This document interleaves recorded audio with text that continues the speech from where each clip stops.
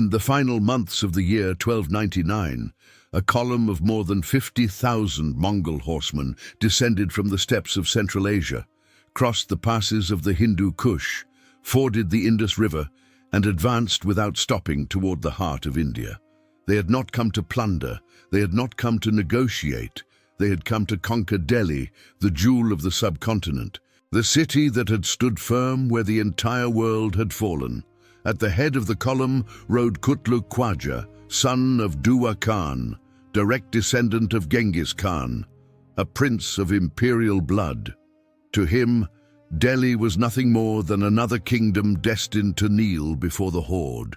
But what awaited the Mongols on the plains of Kili was not surrender. It was not fear. It was a sultan who had sworn to die before retreating, and a general whose ferocity would turn that dusty plain into a nightmare the riders of the steppe would never forget. And when both armies finally collided, the earth trembled. Arrows darkened the sky.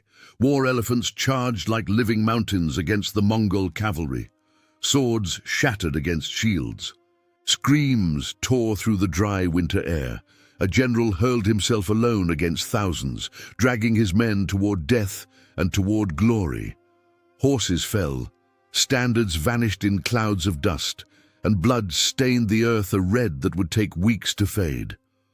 When the dust finally settled, something impossible had happened. The empire that had conquered from China to Persia, from Russia to Mesopotamia, the empire that had sacked Baghdad and destroyed entire civilizations, lay humiliated on a plain at the gates of Delhi. The myth of Mongol invincibility had been shattered, and the echo of that day would resound across the centuries, forever changing the destiny of a subcontinent. This is the story of how it happened. To understand what took place at Kili, one must go back decades, to the moment the Mongol Empire fractured into 4 independent khanates following the civil wars of the mid-13th century. In the east, the Yuan Khanate ruled China under Kublai Khan. In the west, the Golden Horde dominated the Russian steppes. In Persia, the Ilkhanate controlled the ancient lands of the Abbasid Caliphate. And at the center of Asia, hemmed in by its Mongol brethren, the Chagatai Khanate survived, governed by the descendants of Genghis Khan's second son. The Chagatai were cornered. Surrounded by other Mongol Khanates to the north, east, and west, the only direction in which they could expand without provoking a fratricidal war was southward, toward India, whose northern half was governed by the Delhi Sultanate. The relationship between Mongols and Indians was not new. Since the 1220s, when Genghis Khan chased the Khwarezmian Prince Jalal ad-Din to the borders of the Sultanate, Mongol incursions had been a constant. But until 1299, all of them had been punitive expeditions, raiding parties designed to plunder the riches of the Indus Valley and the cities of Punjab. None had aimed at permanent conquest. The Delhi Sultanate, for its part, was a formidable power. Founded in 1206 by the Turkish Mamluks, it had withstood for nearly a century the onslaughts that had destroyed far older empires. Persia had fallen, Baghdad had burned, Russia had knelt, but Delhi still stood. And in 1296, a new sultan had seized the throne, Alauddin Khalji, a man who had risen to power by assassinating his own uncle, Sultan Jalaluddin, and who would rule with a blend of military brilliance and calculated cruelty that would make him one of the most feared rulers in medieval Indian history. Alauddin was not a sovereign who sat idle. From the very first day of his reign, he understood that the greatest threat to the Sultanate came from the north, the Mongols, and he prepared to face them. He created a standing army, paid in cash rather than land, eliminating dependence on feudal nobles. He introduced the Dag system, branding every horse in the army with a hot iron to prevent fraud during military inspections. He established the Chera system, a descriptive roll of every soldier, recording their physical features, name, and origin. He built a network of fortresses along the northwestern frontier and deployed permanent garrisons at the mountain passes. He organized a network of spies stretching from the most remote provinces to the courts of his enemies. Every measure, every reform, every coin spent had a single purpose: to be ready for the day the Mongols came with everything they had. That day arrived at the end of 1299. Dua Khan, the ruler of the Chagatai Khanate, was weary of defeats. In 1297, he had sent his Noyan Qadar to raid Punjab, and General Ulugh Khan, Alauddin's brother, had crushed him at the Battle of Jaran Manjur, killing 20,000 Mongols. In 1298, another Mongol force had invaded Sindh and captured the fortress of Sivistan, only to be destroyed by Zafar Khan, the most fearsome of Alauddin's generals. Each defeat was an unbearable humiliation for a people that considered itself invincible. Dua Khan decided that next time there would be no half measures. He would not send a raiding party. He would send an army of conquest. And at its head he would place his own son. Kutlug Khwaja was young, ambitious, and carried in his veins the blood of the greatest conqueror the world had ever known. Dua entrusted him with a clear mission: do not plunder, do not negotiate, do not retreat. Conquer Delhi, rule India, turn the subcontinent into a permanent extension of Mongol dominion. To that end, he gave him an army of between 50,000 and 60,000 horsemen, the largest force the Chagatai had ever launched against India. This was not a raid, it was a full-scale invasion. The march was extraordinary. For 6 months, the Mongol army traversed the vast distances of Central Asia, crossed the mountains, and descended onto the plains of northern India. And in a gesture that demonstrated the seriousness of their intentions, Kutlug Khwaja ordered his men not to plunder any city or destroy any fortress along the way. Every ounce of energy, every arrow, every drop of determination was to be saved for the decisive battle. The Mongols passed villages and towns without stopping, like a dark river flowing inexorably toward the sea. The nights, however, were not peaceful. The Sultanate's generals posted at frontier stations in Multan and Samana harassed the Mongols every time darkness fell.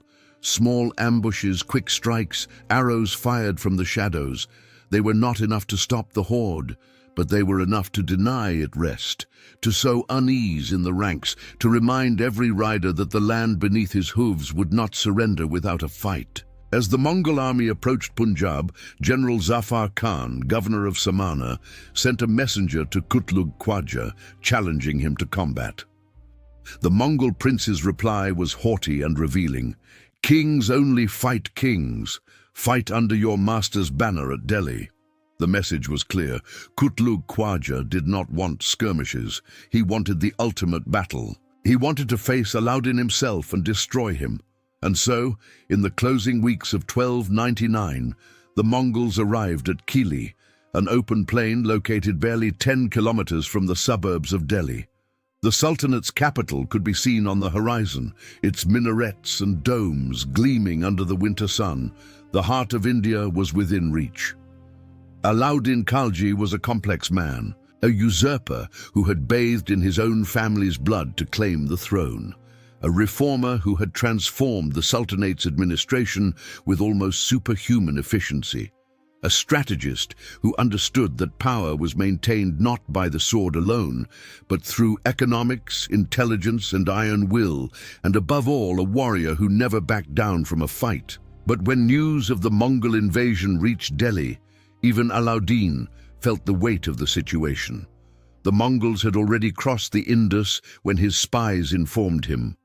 According to the 14th century chronicler Isami, the Sultan had barely 1 or 2 weeks to prepare. He dispatched urgent messengers to his provincial governors, ordering them to send reinforcements to the capital. He set up a military camp near Siri, on the banks of the Yamuna River, and summoned his officers to council. The meeting was tense. His uncle, Alaul Mulk, the Kotwal of Delhi, advised him to resort to diplomacy and negotiations. He told the Sultan that the Mongols were too numerous, too powerful, and too close, that risking the kingdom in a pitched battle was reckless. Other generals agreed. They said the Sultanate's army had spent its life fighting Hindu Rajputs, not Mongols, that they had no experience against steppe cavalry, that prudence dictated waiting behind Delhi's walls. Alauddin listened in silence, and when everyone had finished speaking, his reply cut through the air like a blade. If I were to follow your advice, how could I show my face? How could I enter my harem? No, come what may tomorrow, I must march to the battlefield. The Sultan ordered Alaul Mulk to remain in charge of Delhi with a chilling instruction. He would hand over the keys to the palace gates to the victor of the battle, no matter who that might be. On the opposing side, Kutlug Khwaja was also preparing his move. The young Mongol prince organized his army into 4 major divisions, each under the command of an experienced leader. Hijlak led one contingent, Targi commanded another. Tamar Buga and Kutlug Khwaja himself completed the formation. It was a proven war machine, heir to the tactics that had conquered half the world. The feigned retreat, the envelopment, the rain of arrows from horses in motion, the devastating speed that turned every engagement into a whirlwind of death. But Kutlug Khwaja, with the arrogance of one descended from a lineage that had never known total defeat, wanted to know his enemy. He sent 4 envoys to Alauddin, declaring that such an army was unprecedented in Hindustan. He requested permission for his emissaries to tour the Sultanate's camp and identify its principal officers. Alauddin, with a confidence that bordered on audacity, granted it. The envoys returned with a detailed report, and what they had seen did not reassure them as much as they had hoped. The Delhi army was enormous, organized into 5 major divisions, each under a different commander. Alauddin himself led the center. Ulugh Khan, his brother, commanded the left wing, and Zafar Khan, the most feared of all, led the right wing, reinforced with contingents of Hindu Rajput warriors, veterans of close-quarters combat whose ferocity was legendary. 22 war elephants had been stationed in front of each division, forming a living barrier against Mongol cavalry charges. The army stretched over several miles, a tide of steel, leather, and determination. Alauddin issued a strict order. No officer was to move from his position without direct instructions from the Sultan. The penalty for disobedience would be beheading. The strategy was clear: delay the battle. Alauddin expected more reinforcements to arrive from the east. He also trusted that the delay would exhaust the provisions of the Mongols, already spent after 6 months of marching, and force them to retreat. Patience was his sharpest weapon. But patience was not a virtue that Zafar Khan possessed. Zafar Khan was, without question, the most brilliant and most dangerous general in the Delhi Sultanate. His true name was Hizbaruddin, but the world knew him as Zafar Khan, the Lord of Victory, and the title was no exaggeration. He had crushed the Mongols at Jaran Manjur. He had reconquered Sivistan. He had never been defeated in battle. His courage was so legendary that the Mongols themselves feared him. It was said that when their horses refused to drink water, the steppe riders would ask them if they had seen Zafar Khan. But his success was also his curse. The public acclaim he had received after his victories against the Mongols had aroused Alauddin's jealousy. The Sultan, who had come to power through assassination, saw in every popular general a potential threat.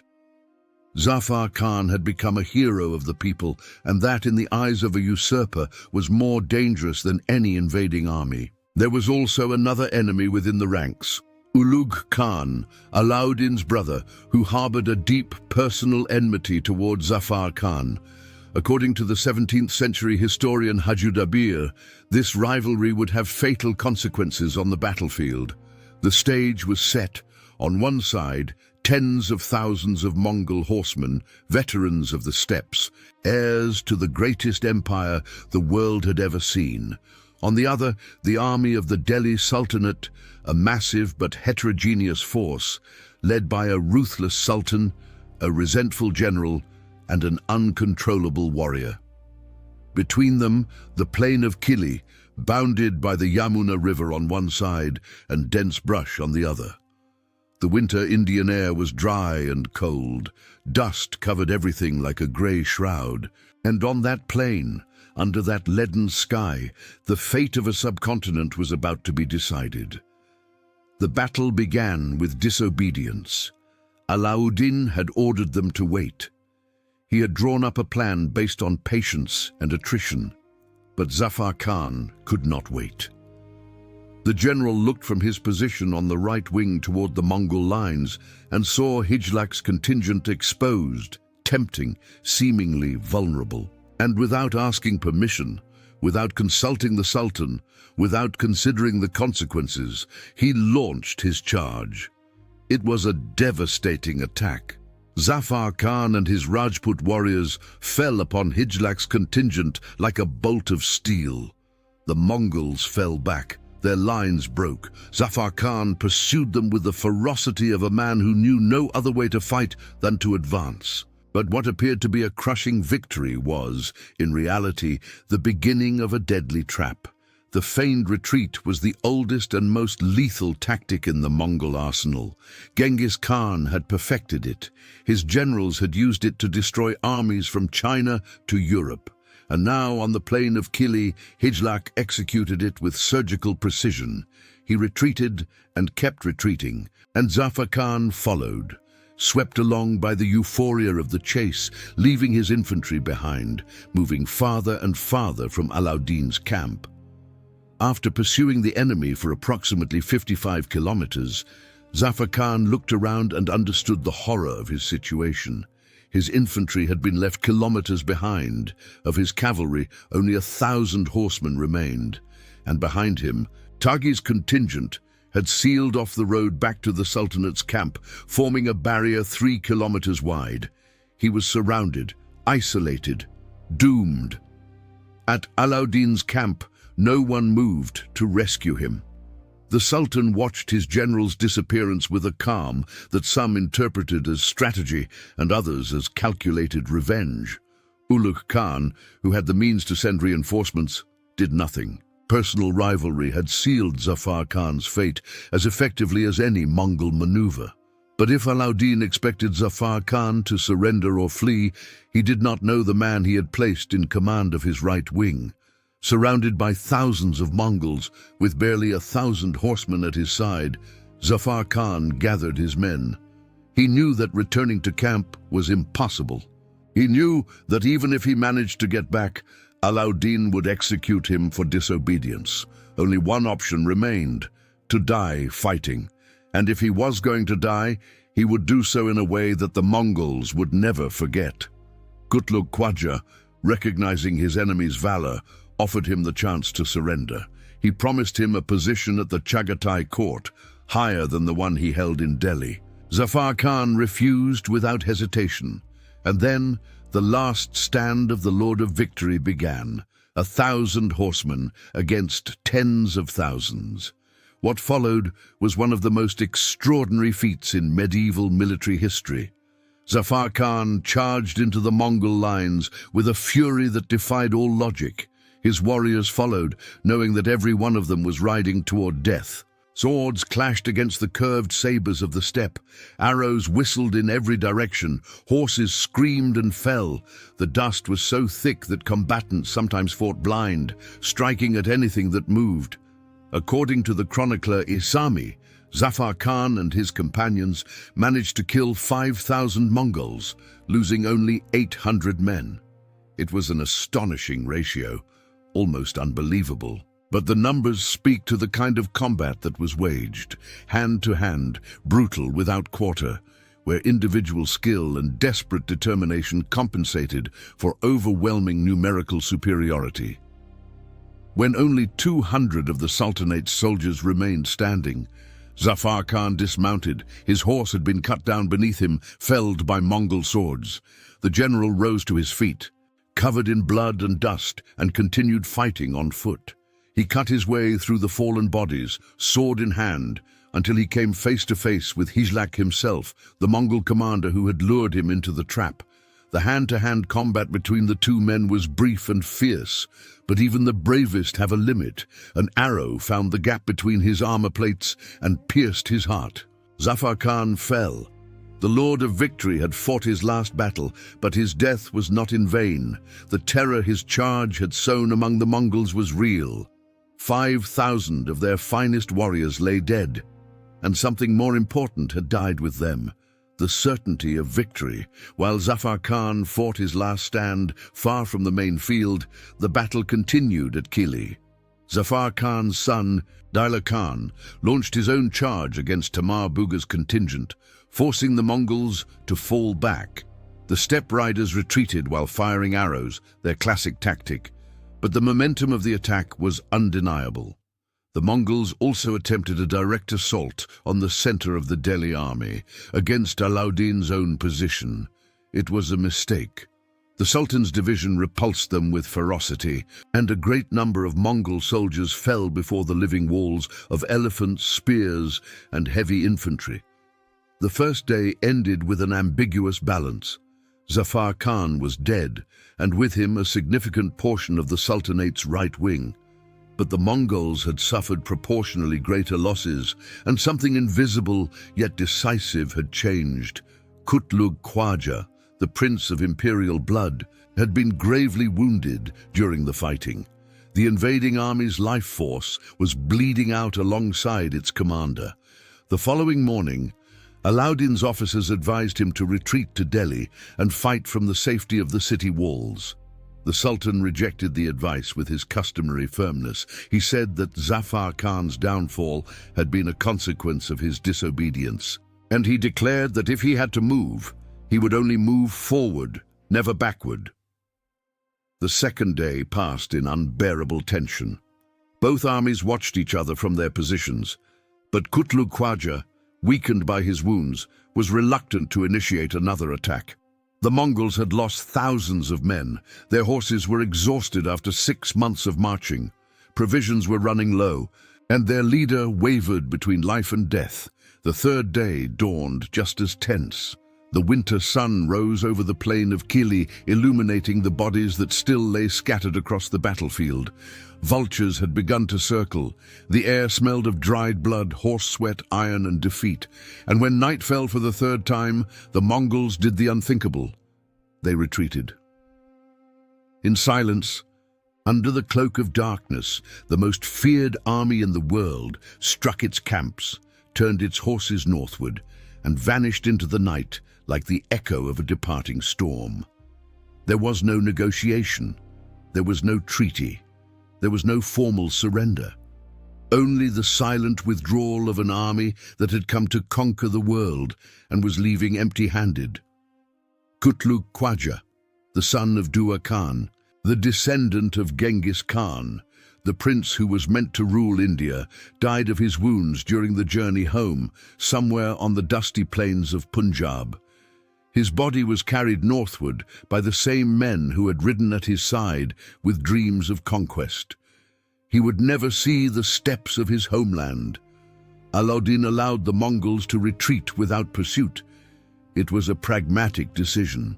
His army was also badly wounded, and chasing Mongol horsemen across the plains of Punjab would have been perilous. But the victory was undeniable. Delhi still stood. The Sultanate had survived. And then Alauddin did something that revealed the darkness of his soul as clearly as the battle had revealed his courage. Instead of honoring Zafar Khan as the hero he had been, the Sultan condemned him in absentia. He denounced his disobedience and recklessness. No court chronicler praised his valor. His name was erased from the official records. The court poet Amir Khusrau, who wrote extensively about the glories of Alauddin's reign, made no mention of Zafar Khan whatsoever, the man who had killed 5,000 Mongols, who had fought to his last breath, who had sown terror among the invincible riders of the steppe, was deliberately forgotten by the Sultanate's official history. But real history does not forget. The silence that followed the battle was different from the silence that had preceded it. It was no longer the silence of anticipation, but the silence of exhaustion, of blood-soaked earth, of bodies that no one would claim. The vultures descended, jackals prowled at nightfall. The dry winter wind lifted dust from the plain and scattered it over the fallen like a final funeral rite. The surviving soldiers of the Sultanate looked at one another with hollow eyes, too tired to celebrate, too aware of what they had lost to feel joy. Alauddin returned to Delhi as a conqueror, but the taste of victory was bitter. He had won, but the price had been terrible. His finest general was dead, a portion of his army had been annihilated, and although the Mongols were gone, both sides knew they would return, and return they did. In 1303, Dua Khan sent a force of 120,000 horsemen under the command of Taragai, who marched all the way to besiege Delhi itself. Alauddin was forced to take shelter in the barely finished fort of Siri, while the Mongols ravaged the capital's suburbs. But he held. In 1305, another Mongol invasion was destroyed at the Battle of Amroha. In 1306, the last great Chagatai invasion was crushed along the Ravi River, and the Mongol prisoners were paraded through the streets of Delhi as trophies of war. Every one of those victories had its origin at Kili. It was there that the myth was broken. It was there that the Delhi Sultanate proved the Mongols could be stopped, could bleed, could be forced to retreat. Before Kili, the Mongols were a force of nature, inevitable as a storm, irresistible as a flood. After Kili, they were men. Men who could be defeated. The consequences of the battle extended far beyond India. The defense of the Delhi Sultanate against the Mongol invasions preserved an entire civilization. While Persia had been ravaged, while Baghdad had seen its great library burn and its streets run red with blood, while Russia had been subjugated for centuries, India was protected. Its culture, its architecture, its knowledge, its religious and philosophical traditions survived intact, and it was men like Alauddin Khalji and Zafar Khan, with all their moral complexity, with their brilliance and their darkness, who made that survival possible. Alauddin himself used the lessons of Kili to transform the Sultanate's defenses. He reinforced the frontier fortresses. He created permanent garrisons at the mountain passes. He expanded the standing army. He implemented economic reforms to ensure the revenue necessary to maintain a military force capable of facing any future invasion. Each of those measures was a stone laid upon the foundation, forged in the blood of Kili. And then there was Zafar Khan's legacy, a man erased from the official records, condemned by his own sultan, forgotten by the court poets, but remembered by the independent chroniclers, remembered by Ziauddin Barani, who wrote that the Mongols never forgot the terror he had caused them, that when their horses refused to drink water, they would ask them if they had seen Zafar Khan. There are few more powerful epitaphs in military history, a man so fearsome that his name became synonymous with fear for the most powerful army on earth. The centuries passed.